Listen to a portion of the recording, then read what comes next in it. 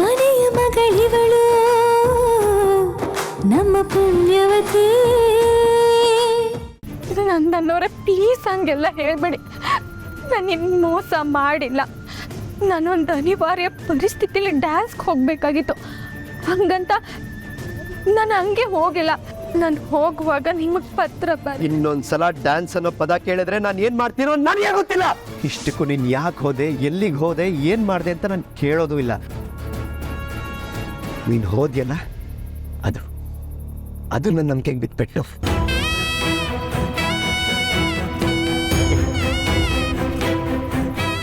Dance ಅಂತ ಜೀವನನೇ ಹಾಳು ಮಾಡಿಬಿಟ್ಟಿಯಲ್ಲ ಪದ್ಮಿನಿ. ಇಷ್ಟನ ನಿಂಗೆ ನನ್ನ ಮೇಲೆ ಇದ್ದಿದ್ದ ಪ್ರೀತಿ?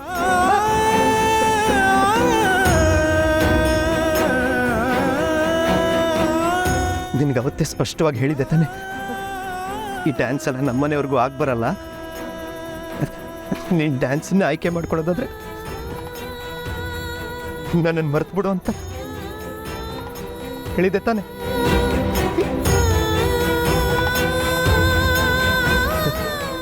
ನೀನೇನು ಹೇಳಿದ್ದೆ? ನಂದನ್ ಅವರೇ, ನನಗೆ ಡ್ಯಾನ್ಸ್ಗಿಂತ ನೀವೇ ಮುಖ್ಯ ಅಂದಿದ್ದೆ ತಾನೆ?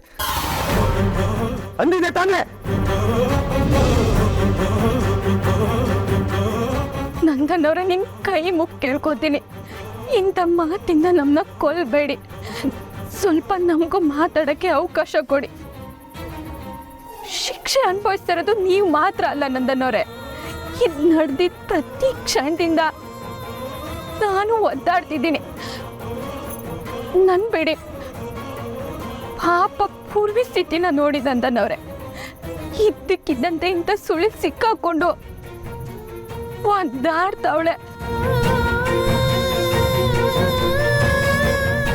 ಇದ್ಯಾವುದು ನಮ್ ತಪ್ಪಲ್ಲ ನಂದನ್ ಅವರೇ, ಎಲ್ಲ ವಿಧಿ ಆಟ. ಸಾಕು. ನೀನ್ ಮಾಡಿರೋ ತಪ್ಪಿಗೆ ವಿಧಿ ಅನ್ನೋ ನೆಪ ಕೊಡಕ್ ಬರ್ಬೇಡ. ಇದಕ್ಕೆಲ್ಲ ನೀನೇ ಕಾರಣ. ಸ್ವತಃ ನಿನ್ ಮದುವೆನೆ ಬಿಟ್ಟು ಡ್ಯಾನ್ಸು ಅಂತ ಹೋದೆ ನೋಡು, ನಿನ್ ನಿರ್ಧಾರನೇ ಕಾರಣ. ನಂದನ್ ಅವರೇ, ಯಾಕೆ ಹಿಂಗೆಲ್ಲ ಹೇಳ್ತಿದ್ದೀರಾ?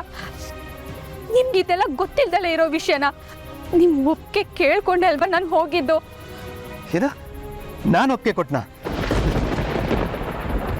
ಸಾಕು ಪದ್ಮಿನಿ, ಸುಳ್ಳು ಮೇಲೆ ಸುಳ್ಳು ಹೇಳ್ಬೇಡ. ನನಗೆ ಈ ಡ್ಯಾನ್ಸ್ ವಿಷಯ ಗೊತ್ತಾಗ್ತಾ ಇರೋದೇ ಇವಾಗ.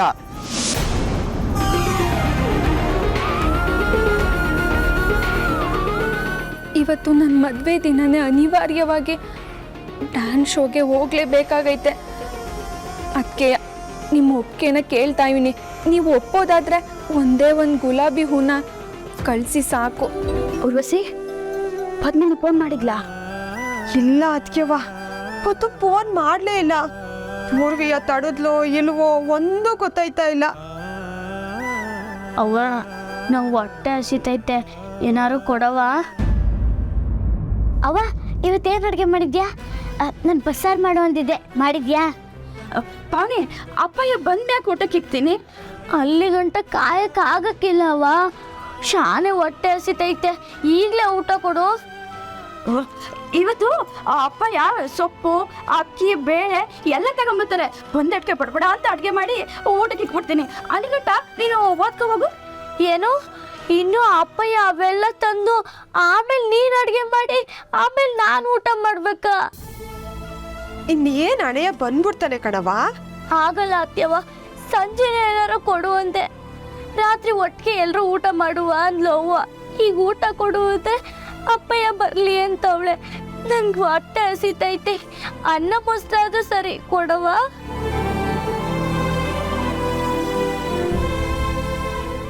ಅದಕ್ಕೆವಾ ಏನು ಇಲ್ವಾ? ಅದಕ್ಕೆವಾ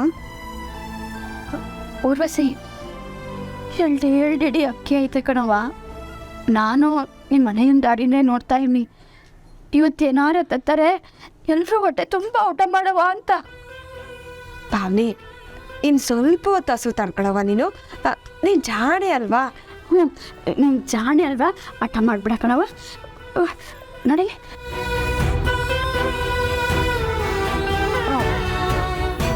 ಈಗ ನೀರು ಕುಡ್ದಿದ್ಯಾ? ಹಸು ಕಮ್ಮಿ ಆಗ್ತೈತೆ. ಅಪಾಯ ಬಂದಿಟ್ಕೆ ಒಣಗಿರ್ತೀನಿ. ನೀವು ನನಗೆ ಹೂ ಕೊಟ್ಟಿದ್ದು ನೋಡಿ, ಇವಿಷ್ಟನೇ ಅದ್ಯಾರೋ ನನಗೆ ಮೋಸ ಮಾಡಿಬಿಟ್ಟ. ನೀವು ಹೂವಿನ ಮಳೆ ಸುರಿಸೋ ಮೂಲಕ ಅಕ್ಕಂಗೆ ಒಪ್ಪಿಗೆ ಅಂತ ಉತ್ತರ ತಿಳಿಸಿದ್ರಿ ಅಲ್ವಾ? ಏನ್ ಮಾತಾಡ್ತಾ ಇದ್ದೀರಾ ನೀವಿಬ್ರು? ನಾನ್ ಯಾವ್ದಕ್ಕೂ ಒಪ್ಪಿಗೆ ಕೊಟ್ಟಿಲ್ಲ. ಅಲ್ಲ, ಯಾರಾದ್ರೂ ಮದ್ವೆ ದಿನ ಡ್ಯಾನ್ಸ್ಗೆ ಹೋಗ್ತೀನಿ ಅಂದ್ರೆ ಒಪ್ಪಿಗೆ ಕೊಡ್ತಾರ? ಅಯ್ಯೋ, ನೀವು ಒಪ್ಪಿದ್ದೀರಾ ಅಂತ ತಿಳ್ಕೊಂಡು ಅಕ್ಕ ಹೋಗಿದ್ದೆ ಹೊರತು ಡ್ಯಾನ್ಸ್ ಮಾಡೋ ಹುಚ್ಚಗಂತೂ ಖಂಡಿತವಾಗ್ಲೂ ಅಲ್ಲ. ಅಕ್ಕ ನಿಮಗೆ ಮಾತು ಕೊಟ್ಟಾಗಿಂದ ಅವಳವಳ ಕನ್ಸನ್ನೇ ಮರ್ತ್ಬಿಟ್ಟಿದ್ಲು. ಅವತ್ತು ಅಪ್ಪ ಏನ್ ಸಾಲ ತೀರ್ಸಕ್ಕೋಸ್ಕರ ಅವಳು ಡ್ಯಾನ್ಸ್ಗೆ ಹೋಗಿದ್ದು ನೋಡಿ. ಈಗ ಆಗೈತಾಗೋಯ್ತು. ಈ ವಿಷಯ ನಮ್ಮ 3 ಜನರಲ್ಲೇ ಇರಲಿ. ನೀವು ಅಕ್ಕನ್ನ ತುಂಬಾ ಪ್ರೀತಿ ಮಾಡ್ತೀರಾ, ಅಕ್ಕನೂ ನಿಮ್ಮನ್ನ ತುಂಬಾ ಪ್ರೀತಿಸ್ತಾಳೆ. ನಿಮ್ಮಿಬ್ಬರ ಮಧ್ಯೆ ಖಂಡಿತವಾಗ್ಲೂ ನಾನು ಬರೋಕ್ಕಿಲ್ಲ. ನಾನು ಈಗ ಈ ತಾಳಿನ ಬಿಚ್ಕೊಟ್ಬಿಡ್ತೀನಿ, ನೀವು ಅಕ್ಕನ್ಗೆ ಹಾಕ್ಬಿಡಿ. ಆಗ ಈ ಗೊಂದಲ ಎಲ್ಲ ಇಲ್ಲಿಗೆ ಮುಗ್ದೋಗ್ತೈತೆ. ಏನ್ ಹೇಳ್ತಿದ್ಯಾ ಪೂರ್ವಿ? ಇದೇನು ಹುಡುಗಾಟನ? ನೋಡಿ ನಂದನ್ನವ್ರೆ,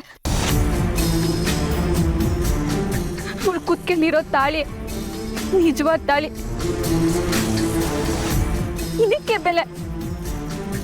ನನ್ ಕುತ್ಕೆಲಾಯ್ತಲ್ಲ, ಇದು ನಕಲಿ. ಇದಕ್ಕೆ ಬೆಲೆ ಇಲ್ಲ. ಇವಳೇನಾರ ಇವಳು ಕುತ್ಕೆಯಿಂದ ತಾಳಿ ಬಂದ್ರೆ ನಿಮಗ್ ಶ್ರೇಯಸ್ಸಲ್ಲ ನಂದನವ್ರೆ. ಬೇಡ ಅಂತ ಹೇಳಿ. ಸತ್ಯ ಈಗ ನಿಮಗೂ ಗೊತ್ತಾಗೈತೆ. ಒಪ್ಕೊಳ್ಳೋಕ್ಕೆ ನಿಮ್ಗೆ ಕಷ್ಟ ಆದ್ರೂ ಪೂರ್ವಿನೇ ನಿಮ್ ಹೆಂಡತಿ. ನೀವಿಬ್ರು ಜೊತೆಗಿರ್ಬೇಕಾದವ್ರು, ದೂರ ಹೋಗ್ಬೇಕಾದವಳು ನಾನು. ಮತ್ತೆ ಮತ್ತೆ ಅದೇ ರಾಗ ಹಾಡ್ಬೇಡ ಅಕ್ಕ. ನಾನಿದ್ರಲ್ಲಿ ಅಚಾನಕ್ಕಾಗಿ ಬಂದು ಸಿಕ್ಕಾಕೊಟ್ಟವಳು. ನಾನು ಹೆಂಗ್ ಬಂದೋ ಹಂಗೆ ಹಿಂದೆ ಕೊಟ್ಟೋಯ್ತೀನಿ. ನೀವಿಬ್ರು ಚೆನ್ನಾಗಿರಿ. ಇಲ್ಲ ಪೂರ್ವಿ, ಕುತ್ತಿಗೆಯಿಂದ ತಾಳಿ ತೆಗೆಯೋದು ಅಪಚಾರ ಕಣೆ. ಅಂತ ಕೆಲಸ ಮಾಡಬೇಡ. ನಂದನ್ನವ್ರ ಹೆಂಡತಿಯಾಗಿ ನೀನು ಅವ್ರ ಮನೆಗೆ ಹೋಗು, ಎಲ್ಲ ಸರಿ ಹೋಗ್ತೈತೆ. ಇಲ್ಲ ಅಕ್ಕ, ಆ ಮನೆ ನಿಂದು, ನಂದನ್ನವರು ನಿನ್ನವರು. ನಾನು ನಮ್ಮೂರ್ಗೆ ಹೊಂಟೋಯ್ತೀನಿ. ಅಪ್ಪಯ್ಯ ಬಂದ್ರು. ಅಪ್ಪಯ್ಯ ಬಂದ್ರು.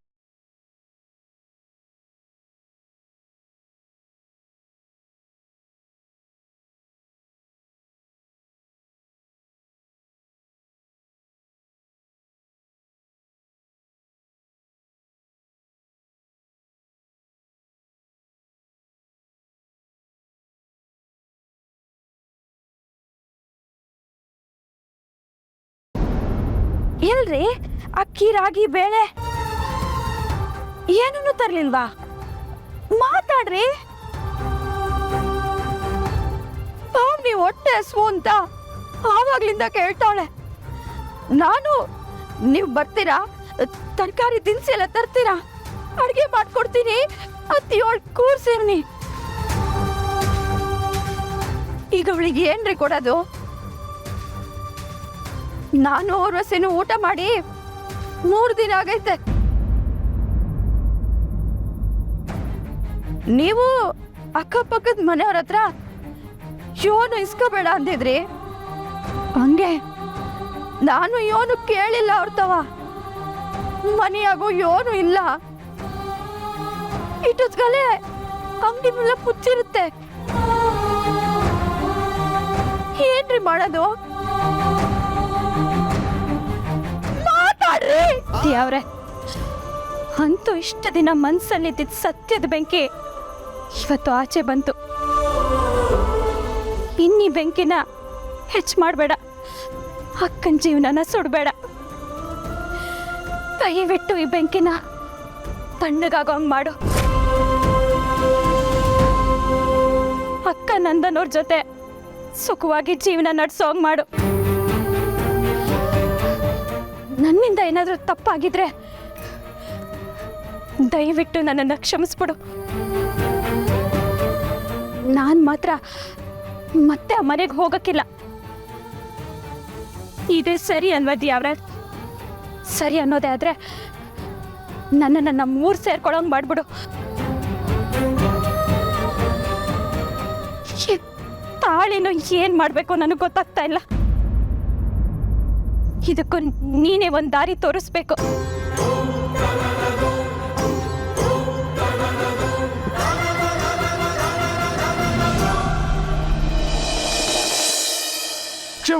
ಕ್ಷಮಿಸ್ಬಿಡೋದಿಲ್ಲ, ನನ್ನ ಕ್ಷಮಿಸ್ಬಿಡೋದನ್ನ ಕ್ಷಮಿಸ್ಬಿಡು. ಕ್ಷಮಿಸ್ಬಿಡಿ, ಏನಾಯ್ತಪ್ಪಯ್ಯ? ನನ್ನ ಕ್ಷಮಿಸ್ಬಿಡಿ, ನನ್ನೆಲ್ಲ ಕ್ಷಮಿಸ್ಬಿಡಿ. ಪಾಪಿ ನಾನು ನಮ್ಮನ್ನೆಲ್ಲ ಉಪವಾಸ ಇರಂಗೆ ಮಾಡ್ಬಿಟ್ಟೆ. ಪಾಪಿ ನಾನು ಇವನ್ನ ಬೀದಿ ಬೀದಿ ಅಲ್ದ್ಬಿಟ್ಟೆ. ಅಂದು ಸಾಕಾಗೋಗ್ಬಿಟ್ಟು. ಈ ಊರಿನ ಜನ ಮನುಷ್ಯರೇ ಅಲ್ಲ, ಒಬ್ರಿಗೂ ಕರುಣೆ ಅನ್ನೋದೇ ಇಲ್ಲ. ಒಂದು ಸಣ್ಣ ಸಹಾಯನೂ ಮಾಡೋಕ್ಕಾಗಲಿಲ್ಲ.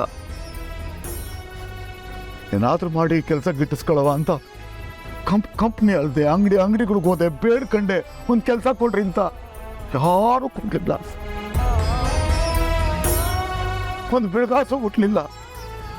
ಕೊನೆಗೆ ನಿಮ್ಮೆಲ್ಲರ ಹೊಟ್ಟೆಗೆ ಒಂದಿಡಿ ಕಡಲೆಪುರಿ ತರಕ್ಕೂ ಆಗಲಿಲ್ಲ ನನ್ನ ಕೈನಲ್ಲಿ. ಒಂದು ಇಡೀ ಕಡಲೆಪುರಿನೂ ತರಕ್ಕಾಗಲಿಲ್ಲ ನನ್ನ ಕೈ. ಇಲ್ಲ, ನನ್ನ ಟೈಮ್ ಚೆನ್ನಾಗಿಲ್ಲ. ರಾವ್ ಪಡ್ಕೊಂಡ್ಬಿಟ್ಟಿತ್ತು ನನಗೆ. ನನ್ನ ಟೈಮ್ ಚೆನ್ನಾಗಿಲ್ಲ. ಅಲ್ಲ, ನಮ್ಮೂರಿಗೆ ಹೆಂಗಿದ್ದೆ ನಾನು? ಬಡವ ಇರ್ಬೋದು, ಕೈ ತುಂಬ ಕೆಲಸ ಇತ್ತು, ಜೋಬ್ ತುಂಬ ದುಡ್ಡು. ನಿಮ್ಗೆ ಯಾರಿಗೂ ಒಂದಿಷ್ಟೇ ಹೆಚ್ಚು ಕಡಿಮೆ ಮಾಡ್ದಂಗೆ ನೋಡ್ಕೊಂಡಿದ್ದೆ ನಾನು.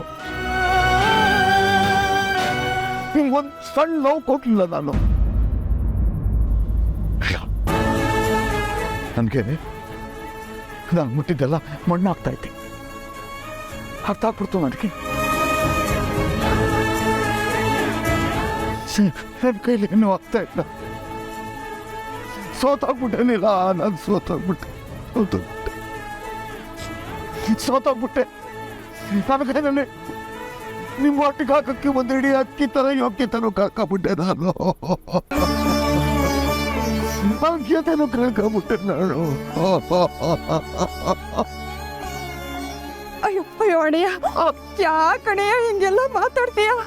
ಕೆಲಸ ಸಿಕ್ಲಿಲ್ಲ ಅಂದ್ರೆ ನೀತಾನೆ ಯೋದ್ ಮಾಡ್ತೀಯ? ಅಷ್ಟಕ್ಕೆ ಹಿಂಗೆಲ್ಲ ಅಳ್ತಾರ ಹೇಳು? ಒಂದೊಂದು ಸಮಯನೇ ಹಂಗೆ ನಮ್ಮನ್ನ ಸ್ಯಾನೆ ಪರೀಕ್ಷೆ ಮಾಡ್ತೈತೆ. ಆಟಿಕೆಯ ಸೋಲು ಒಪ್ಕೊಳಕ್ ಆಯ್ತದ? ಬಿಡು, ನಡಿ ಮನೆ ಒಳಗೆ ಹೋಗು. ನಡಿ. ಇಲ್ಲ, ನಿಮ್ಗೆಲ್ಲ ಉಣ್ಣಕ್ಕೂ ಕೂಸಿ ಅಕ್ಕಿನಾದ್ರೂ ತರ್ಬೇಕಾಗಿತ್ತು ನಾನು. ಅದು ನನ್ನ ಕೈನಲ್ಲಿ ಆಗಲಿಲ್ಲ. ನೋಡು, ನನ್ನ ಪುಟ್ಟ ಮುಖ ಹೆಂಗ್ ಬಾಡೋಗೈತೆ ನೋಡು. ಬಸ್ಕೊಂಡ್ಬಿಡೈತಲ್ಲ ನನ್ನ ಪುಟ್ಟ. ಅಯ್ಯೋ.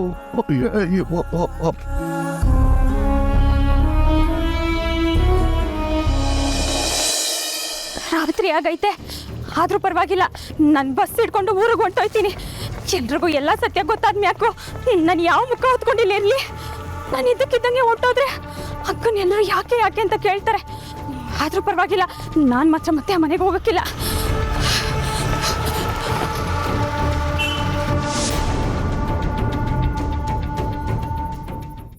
ಅಯ್ಯೋ ಬಿಡ್ರಿ, ಹೋಗಿದೆ ಹೋಯ್ತು. ಹಿಂಗ್ ಬೀದಿನಾಗ ನಿಂತ್ಕೊಂಡು ಪಂಚಾಯ್ತಿ ಮಾಡಿರೆ ಜನ ನೋಡ್ತಾರೆ. ಸುಮ್ಮನೆ ಕಷ್ಟ. ಬನ್ನಿ ಹೋಗೋಣ. ಹೌದಣ್ಣ, ಏನೋ ಹೊತ್ತು ಮಾಡುವ ದೇವ್ರಿದ್ದಾನೆ. ನಡಿ ಒಳಗೆ. ಅವ್ವ, ಈಗ ತಿನ್ನಕ್ಕೆ ಏನು ಇಲ್ವಲ್ಲವ್ವ, ಈಗ ಏನ್ ಮಾಡೋದು?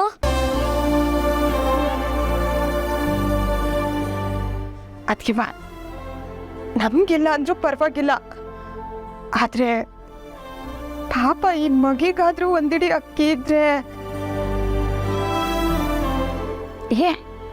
ಹೆದರ್ಕೋಬೇಡಿ. ಏನೋ ಉಳ್ದಿದ್ದು ಪಳ್ದಿದ್ದು ಎಲ್ಲ ಸೇರಿಸಿ ಏನೋ ಒಂದು ಮಾಡ್ತೀನಿ.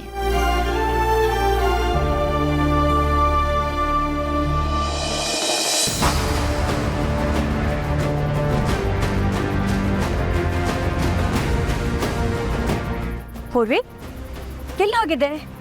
ರಾತ್ರಿ ಆಗಿದೆ, ಅದು ಒಬ್ಬಳೇ ಬಂದಿದ್ಯಾ?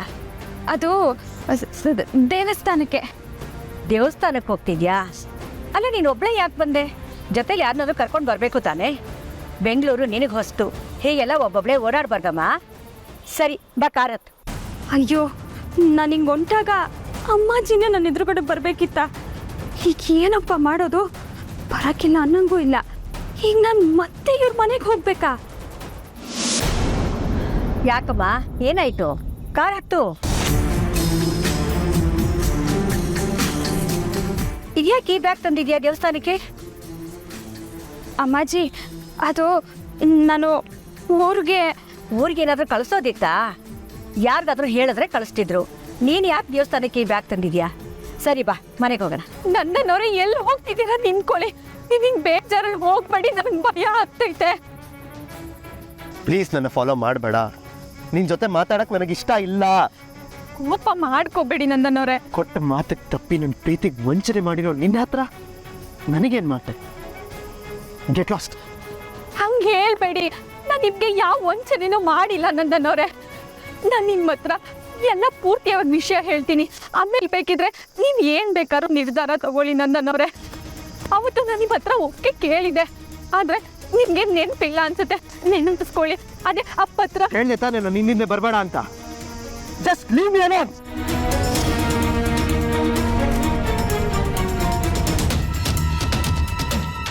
ಇಲ್ಲ ನಂದನವ್ರೆ, ನಾನು ನಿಮಗೆಲ್ಲ ಹೇಳಲೇಬೇಕು. ಅವತ್ತು ನಿಮ್ಮ ಒಪ್ಪಿಗೆ ಸಿಕ್ಕಿದ ಮೇಲೆ ನಾನು ಹೋಗಿದ್ದು. ಆದರೆ ಅಲ್ಲಿಗೆ ಹೋದ್ಮೇಲೆ ಆ ಕೆಟ್ಟ ಶೋಭರಾಜು ನನ್ನ ಮೋಸ ಮಾಡ್ದ. ವಾಪಸ್ ತಪ್ಪಿಸ್ಕೊಂಡು ಬರೋಕ್ಕೂ ಬಿಡ್ಲಿಲ್ಲ ಅವನು. ಅಲ್ಲಿಂದ ಹೇಗೋ ಕಷ್ಟಪಟ್ಟು ತಪ್ಪಿಸ್ಕೊಂಡು ಬರೋಷ್ಟರಲ್ಲಿ ಈ ಮದುವೆನೇ ಮುಗ್ದೋಗಿತ್ತು ನಂದನವ್ರೆ. ನೀನು ಆಡ್ತಿರೋ ಮಾತು ಏನಾದರೂ ಅರ್ಥ ಇದೆಯಾ?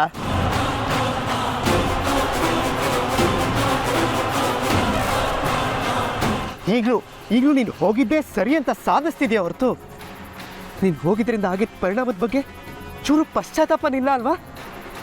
ಅಲ್ಲ, ಅದು ನಿನ್ನ ಹತ್ರ ಮಾತಾಡ್ತಿದ್ದೀನಲ್ಲ ನಾನು. ನನಗೆ ಬುದ್ಧಿ ಇಲ್ಲ.